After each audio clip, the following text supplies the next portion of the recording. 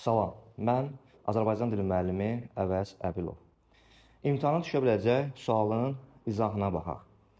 Birinci sual belədir ki, hansı cümlədə vergül qoyula da bilər, qoyulmaya da bilər? Təbii ki, durğu işarələri məqsədli şəkildə buraxılıbdır. A variantında gündüz buralarda hava soyuq olur.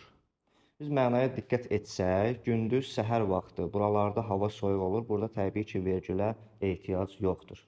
Ancaq gündüz insan adı olduğu üçün, yəni mən onu şəxs olaraq düşünərəmsə, o zaman xitab yaranır. Gündüz buralarda hava soyuq olur.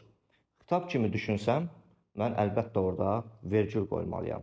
Doğru cavabımız olur A variantı. A variantında vergül qoyula da bilər, qoyulmaya da bilər. Digər variantlara baxaq. Məsələn, B variantında artıq yola düşmək gec idi. Burada artıq ədad da orada vergül olmur. C variantında dostlar, oralar çəmənlikdir. Diqqət etsək, burada dostlar xitabdır, müraciətdir və orada mütləq vergül olmalıdır. D variantında isə bu mənim sevimli pişiyimdir. Biz bilirik ki, o, bu, kimlə sualına cavab verərsə, özündən sonra əvəzlik, feil, köməkçi nüqsələr gələrsə, o zaman vergül olmur. Təbii ki, istisnalar da var. Burada budan sonra əvəzlik gəldiyi üçün vergül qoyulmayacaqdır.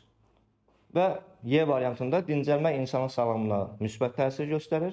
Burada da təbii ki, iki mənada düşünə bilmirəm və vergüldən istifadə olunmayacaq. Doğru cavabımız olacaq A variantı.